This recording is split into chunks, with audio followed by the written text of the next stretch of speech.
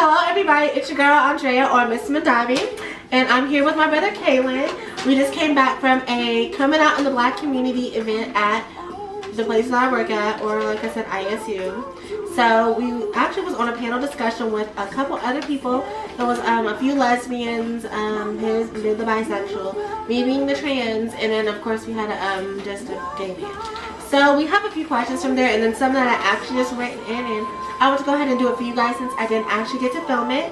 So I just have me and my brother here, and we're going to go ahead and jump right into this. And before we jump in, check the shoe cam.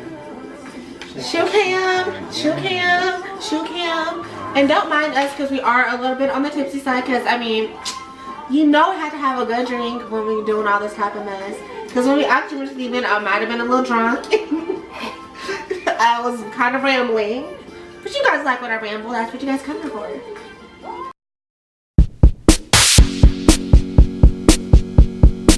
So, start with the first question. Alright, the first question is, what is your take on the military trans ban? Okay, so for me, I have learned that if you don't have your, if you don't go to like therapy and get diagnosed as gender identity disorder, then you can actually still serve. But most people who are trans have to be diagnosed with that in order to receive hormone treatments and get their letters of recommendation for surgeries and stuff like that. So most people who have already gotten that done can't serve in the military, but the people who have, y'all just shit out of luck. We are shit out of luck. I feel like it's bullshit because of the fact that trans people have just as much rights and just as many, you know, qualifications to serve in the military as cis straight people do. I mean, we've been doing it for the longest before anybody said anything to say about it. So I don't see what the issue about it is now. Do you have any input on that? Same as she said, it's bullshit. If you want to serve your country, let them serve the country. I mean, we don't have many people jumping out of their skin to serve the country. So when you do have someone that wants to actually serve the country, especially with the person that we have in office as of right now, Mr. Cheeto does. Thank you. Let them do what they would like to do for our country. Thank you. Let them get their benefits, regardless if they're going there to serve and, you know, just fight for the rights of Americans, or if they're just going there to get their coin and get their benefits so they can get their surgeries done. Like, it don't matter. Let them do what they want to do. Thank you. They're applying, and the people who aren't applying, then y'all can just kiss their ass. For the second question, I have one, and it says, have you ever been a victim of a hate crime or assault? Never a hate crime or assault. I do remember a time we were in a club where my sister was approached at a bar where this dude was just spilling her tea just to spill her tea. For some reason, I don't know what his problem was, but he continued to spill her tea, and we were approached, and we approached him. The cops were involved. There was some hands thrown, some people snatched up, and some money ripped up. Yes, and thrown in faces. That was me. I mean, we weren't harmed in the situation, but it was hurtful to the ego to know that motherfuckers are still out there spilling tea for no reason. Like, for what? What is that? Why? How's it benefiting you? Thank you. I don't see what trade get out of spilling women's tea. Like what? Like, okay, you spilled my tea. What? You just cut off my access to give me a new drink? Is that? I mean, what else? Did you want me to get beat up so you can laugh and post to the World Star or something? Like, what's the purpose of you spilling my tea? If it's just some random ass person you know, no. I will give you the benefit of the doubt. If you spilling your tea to your homeboy don't know, but one, it should be your business to spill anyway. Because I would be the one to, I can explain it better than anybody else can. I can give a fighting chance to at least give me a fighting chance to sell it to you. Okay. Shit. Before you just drop it on them like that, like. Okay, and they're not going to say, oh, well, she's a trans woman, da da da. No, they're just going to say, she's a man. That's a nigga over there. So it's going to be like, oh shit. And then you know how black people are, or men in general. They love to laugh and poke fun and hee hee ha ha. You just talk to a tranny and then that's how fights get started. That's how people get up in fights. And that's how girls get assaulted. Next question we have here is, how was your coming out experience? Ooh, so I feel like I've touched on my coming out experience a little bit already in my channel. But I'm going to, because I was going to make a video about it, but I was like, I might as well just speak on it here. Yeah. So, if you guys haven't already watched one of my previous videos with him, I think it was our first video together, I talked about my coming out experience, but I came out to my father. Well, he kind of approached me about it back in my junior year of high school, I believe it was. Yeah, I think it was my junior year. And, you know, he talked to me about it, and I explained to him, because he found my journal, which I had all my tea in there, talking about being trans and talking about being gay and men that I liked and stuff like that. So after that, it was kind of smooth sailing because he didn't really bring it up again. So he didn't bring it up again. And then when I came out as trans, I wrote a letter to him explaining everything that I wanted him to know. Basically, I said, you know, I'm doing this regardless if you want to or not. You can accept it or you can't, but I'm going to go through with it. So I hope I have your love and support. If I don't, then, I mean, sorry about it. I'm still going to do it. Okay, it's my life. Thank you, because once I hit 18, girl, it was over. I started popping my moms, growing my tits. And I just pushed through ever since. But I feel like it's always a coming out story when it comes to trans people, just because of the fact that we always have to explain ourselves when it comes to people. Like, we have friend groups, and eventually we reach that level of friendship. If they don't already know, you tell them. And then if you want to talk to a guy, you tell them that you're trans. And then it's just a constant coming out. Gets aggravating sometimes, but hey, we're still keeping you guys informed, so we're not tricking your hoes. Now my coming out story was a little simple. It's not what everybody would think a black coming out story would be. Basically, I was sitting at the table. I was about to head back to Terre Haute, which is my hometown. Not really my hometown. It's where I lived at the time. Kokomo, Indiana, stand up. That's my hometown. Yeah, I was sitting at the table, and me and my mom was really just on our phone. She was in the kitchen, and we were just silent. And I was like, this is probably the right time, if not the best time, just because I was in a relationship with my boyfriend at the time for 2 years already. Yeah. It's like 2 years. Wow. 2 years. It was 2 years. Really? Yes. After, yeah, before telling her it was 2 years. But I was like, 10 years in gay life. Yeah, I was like, well, I think it's best that I tell you. And I said it really fast. I'm bisexual and I'm in love with a man, and I've been in love with him for the last 2 years, and we're very happy. There you go, Jasmine Sullivan. And she was like, wait, hold on, Bubba, back it up. Bubba is my nickname for her. Bubba, back it up. And I was like, what? She was like, now say that again. I was like, I'm bisexual. She was like, okay. And I was like, I've been in a relationship with this man for 2 years. She was like, all right. And I was like, I mean, and we're happy, we're in love. And she was like,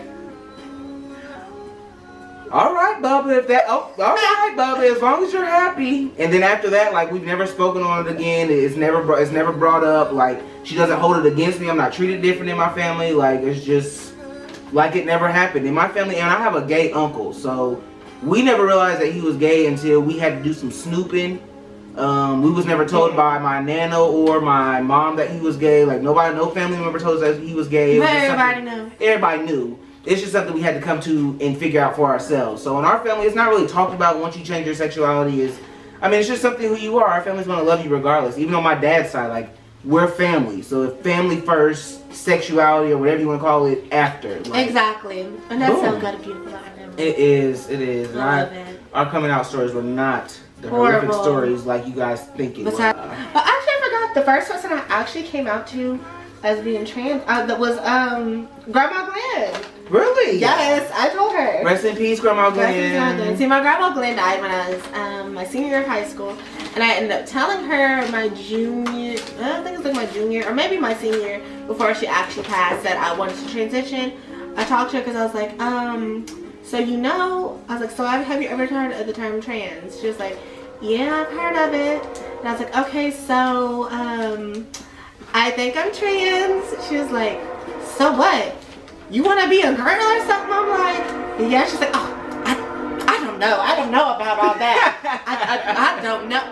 Don't you? Have you read the Bible? I'm like, Grandma, you watched me in this house dress up for the past for years.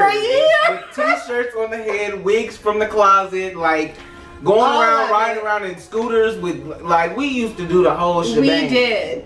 And like, she didn't, because I would dress up in her clothes at night and make like little fake YouTube videos. Big Mama what? What was it? Big Mama Fears? Big Mama Fears. Those were earlier YouTube days. Yes. Oh my gosh. I really hope that Kate never ever find those. Like, I would do that. She find them funny, or she could have like, oh my god, you look so pretty in your little makeup. Knowing my makeup was rude. I had this ugly ass foundation. Support. She supported me. She had always supported me, because she was the first person to buy me like anything girl-like anyway, because like I remember I always wanted a Bratz doll. She wouldn't buy it for me, but she bought me a doll head so I could like do hair and stuff like that. And then I remember I had Barbies and I would make clothes out of them, and she bought me like She just bought me fabric and stuff to like kind of make my own clothes for thralls. I'm like, girl. She was like, I just thought you was gonna be a fashion designer. I'm like, girl, whatever. You knew something was coming. You knew it was coming. She Okay. knew. But I mean, like, yeah, all my coming out stories have been pretty well. Like, of course, afterwards, she told Trenton. And then Trenton was like, oh, okay, I love you, blah, blah, blah. And then she was like, okay, well, I love you too, no matter what. I'm like, see? Support. And honestly, my coming out story, my older sister outed me before I was able to out myself. Which, now that I think about it, I'm glad she did, just because it wasn't, like, once she did it, I found out she did it before I actually told my mom. But, like I said, even when she outed me, there was nothing different the way my mom treated me. Nothing would change. Nothing was different. Like, she still treated me the same way. I was still Bubba, like, in her eyes, you know. So, I feel like that was the push you needed? It was the push I needed, definitely. I mean, she outed me, like, a year and a half into my relationship, and then after, like, after, you know, 6 months in the relationship, I was like... I went ahead and went out, but she outed me before I was outed myself, and I did resent her for a while for doing that. So if you do have someone gay or trans in your family, do not out them before they are ready, because everybody is not the same. And I should have went off on my sister for doing that. You should have. I would have. I should have, but I damn sure would have went off on yours. I know you would have, because that's not somebody else's place to do. You do that on your own time and place. But my sister, she was always the nosy one, and she was always the snitch of the family. She always had to tell it first. So she outed me. And then I went ahead and outed myself, and like I said, nothing changed, nothing's different. We're all still the same loving family. We are a family, like a giant tree. Reach. Breaking out towards the sky. Next question we have. It's my turn. Oh, my bad. My turn. I'm so sorry. Do you think that praying the gay away is beneficial or is it harmful? It's harmful, because as a parent, praying the gay away from your child, you're not doing anything but harming and scarring that child for life. Like, it's in their destiny to be gay, if I should say it like that. Like, God knows you're gay when you're made. God knows you're playing when you're made. So for you to constantly sit there and pray and take them to what is it, classes and counseling and stuff like that. Like, yes, counseling is fine, just to make sure it's safe for your child to do it. But as far as taking them and praying the gay away personally with the pastor, invite the pastor over and having dinner and trying to have an exorcism for your child. Like that's not cool. Like, just let it be what it's gonna be. Yes, Star. If y'all watch Star, that's what happened. They try to pay the gay away. And it's just not beneficial. Basically, you're pushing your child away from you, and they're gonna do and be gay regardless of what. You're using the Lord to do it. Thank you, and that's not what the Lord wants. The Lord wants you to be yourself, your true self at all times. Amen. Amen to that, brother B. Have you personally tried to pray the gay away? I actually did when I was younger, when I had started liking boys, and I was just like, okay, this is not what I'm supposed to be. I was in church faithfully, and I was like, this is not what God wants. This is not my plan. I know I'm supposed to marry a woman and have kids and blah, blah, blah. I had the traditional family. But me, right now, in my lifestyle as being 25, my traditional family will be with a man. We will have kids regardless. We will have a surrogate. We will adopt. We will do. I'm still going to have a family regardless. You can accept it or you can distance yourself, but my kids will still be taken care of like they're supposed to. Amen. Still have the support of the family like they're supposed to. And they'll just have two fathers, because most of y'all ain't got one. Okay. And I'll sit to that. Thank you. As for me, I have personally tried when I was younger, because I just remember staying up at night. I was like, oh my God, please, let me just. Well, actually, I think I prayed to be a girl first. I was like, please just let me wake up with a pussy. Please let me just wake up and have some titties. That's what I prayed for first, and it didn't work. So then I was like, okay, it was like my sophomore year of high school. It's like, okay, I gotta stop looking at all this trans shit. I gotta stop looking at all this. I need to stop watching XXX videos. I need to stop. I just need to stop. So I ended up shaving off my hair, and then that's when I had to fade, because like, okay. That's why you shaved your head off? Yes, because I thought like me having hair would just make me feel more feminine. So I cut it off in order to try to be more masculine. I thought you were just tired of it. No, I always for me too. What? Yes, and that's why then, I was like trying to put myself into track and, just be more masculine, and it just didn't fucking work. And I still found myself putting on wigs, putting on bras, dancing and shit in the bathroom, pretending I was a girl, and, it just ended up happening. Remember, prayer without work is dead, baby. It's dead, okay? And I had to work for all of it. Yes, you did. Next question. Are there religious family members or friends who didn't take it well? I'm so sorry. Too. Okay. So we got background music playing now. Religious family members who didn't take it well.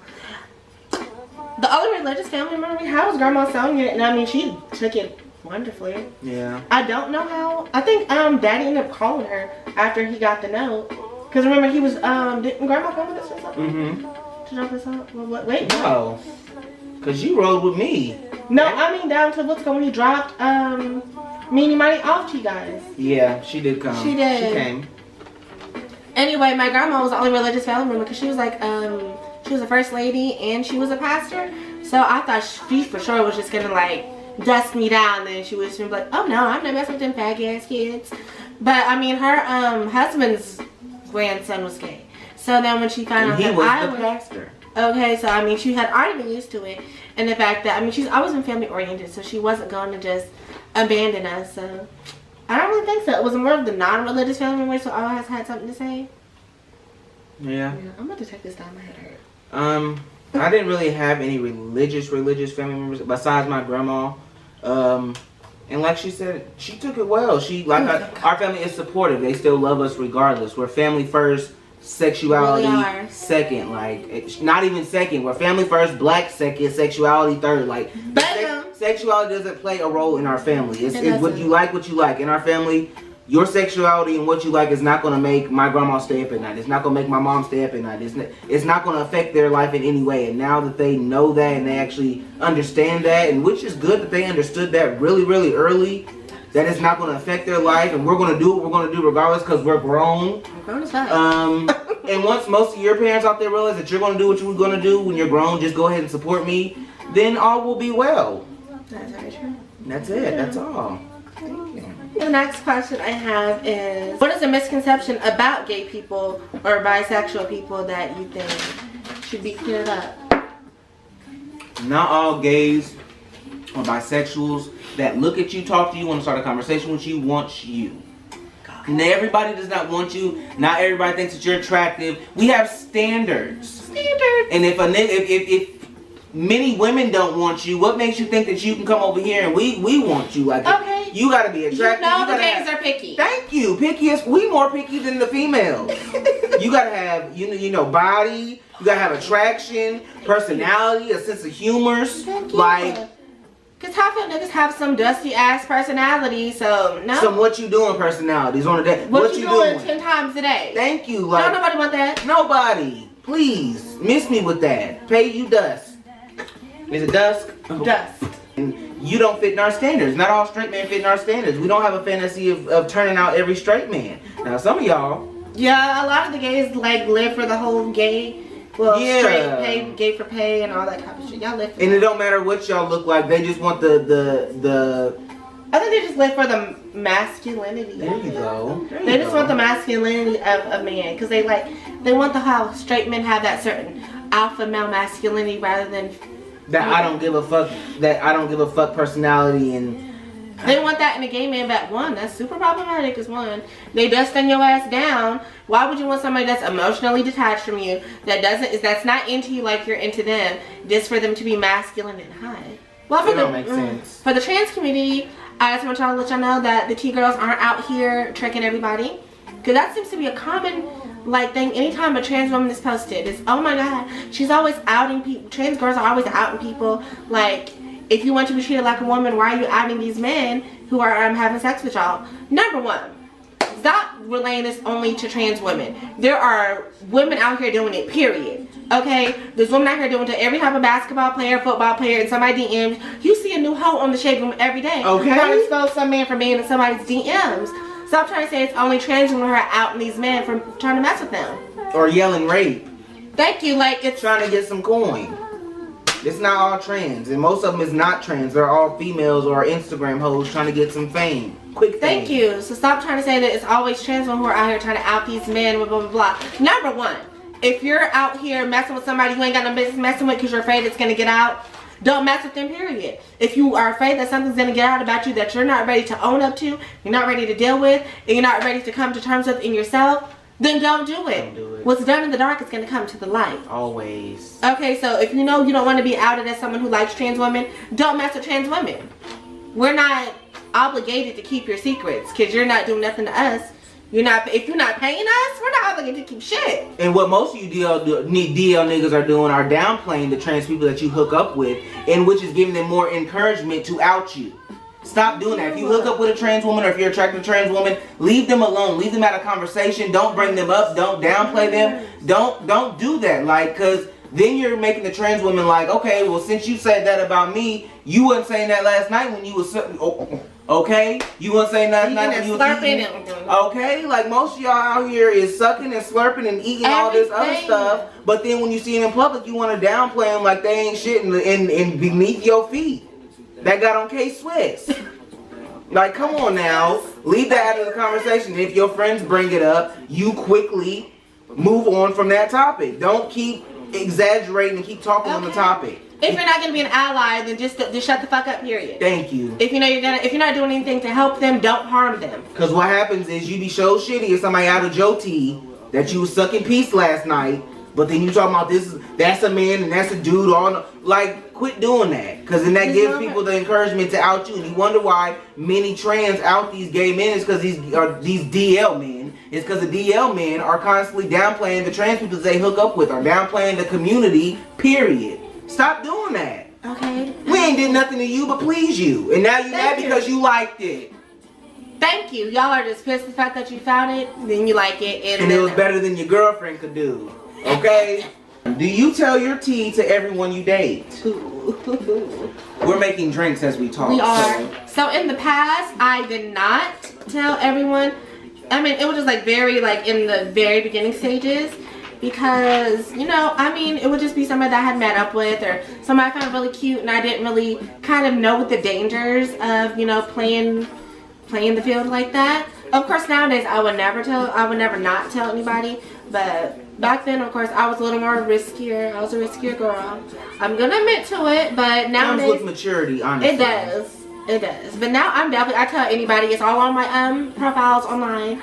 It's going to be on any type of platform I have on social media, like on my Facebook. I talk about trans topics all the time. On Instagram, I'll post stuff about, all the trans stuff going on in social media. Any of the policies that are being passed or blocked, and what's going on with the girls, who's been shot, who's been killed, who's, now directing the cover of so-and-so and so-and-so. Like, I'm always talking about trans stuff, and so if you don't know that I'm trans, that's on you. You need to start looking into it, and you need to start reading the description box in people's Tinder profiles. And educating yourself. Educate yourself on what trans is. That's all I'm asking you to do. My thing on the subject is for people to keep telling you your tea, or in the beginning, I would say in the beginning, for most trans women in the beginning, they're looking for acceptance. Especially when you go off to college, you're dressed as a whole new...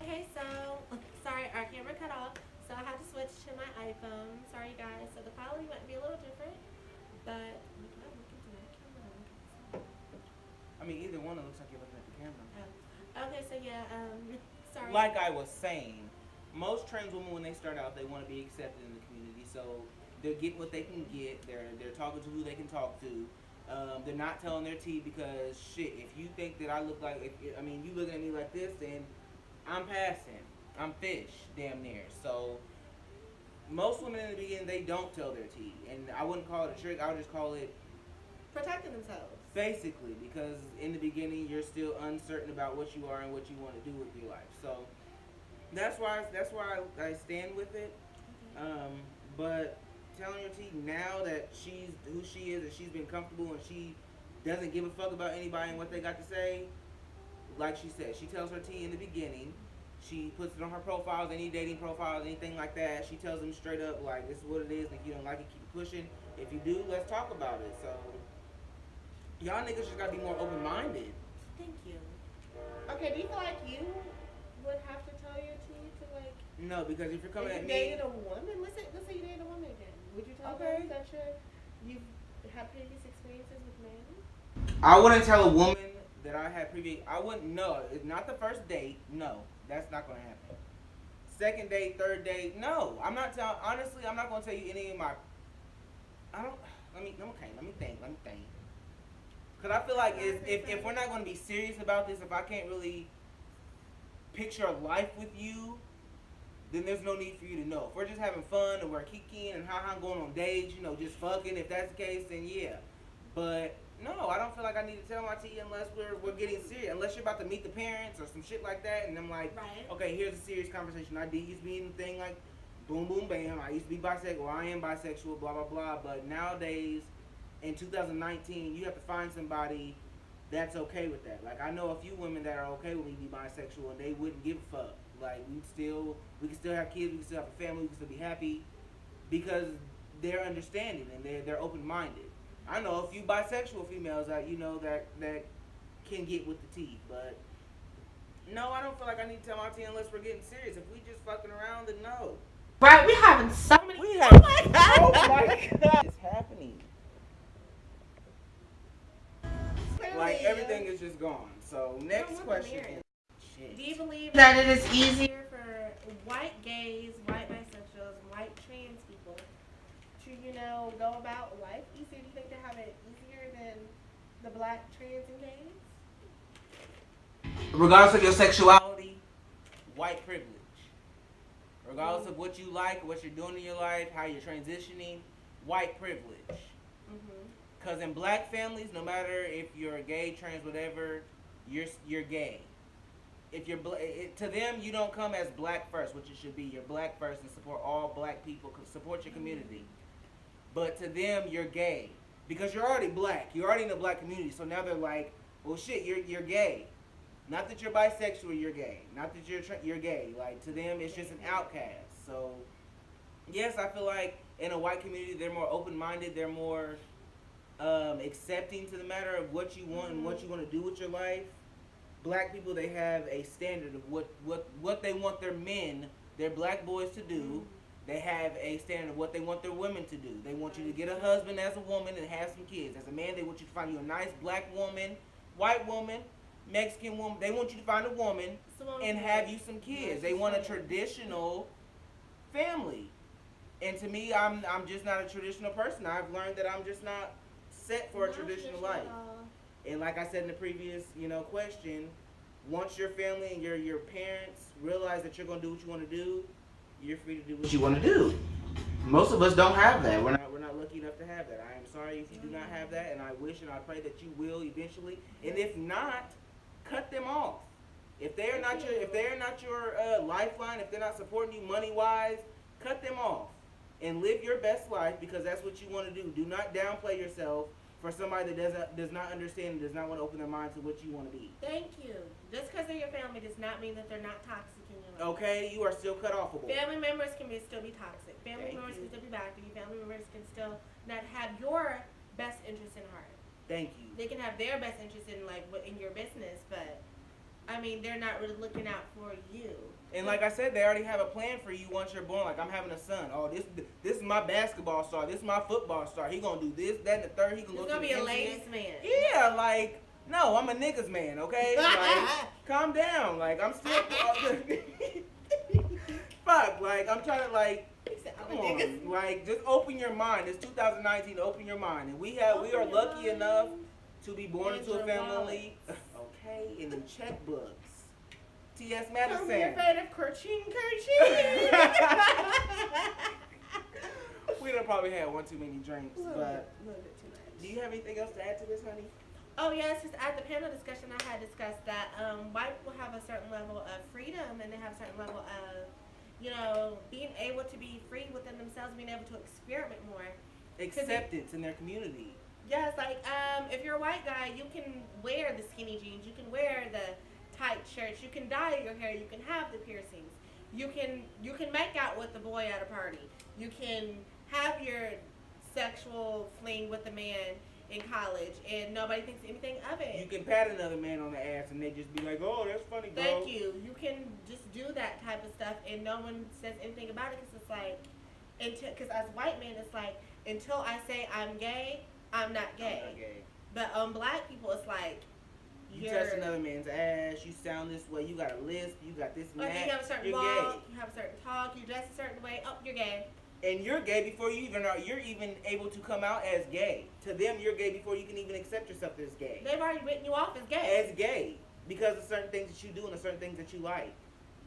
Because you don't fit into their cis-normative agenda and how they have been grown up and how they have been indoctrinated into how they're supposed to be. Like, definitely. It's not, everybody's not the same. And I'm going to say it like I said in the beginning, white privilege.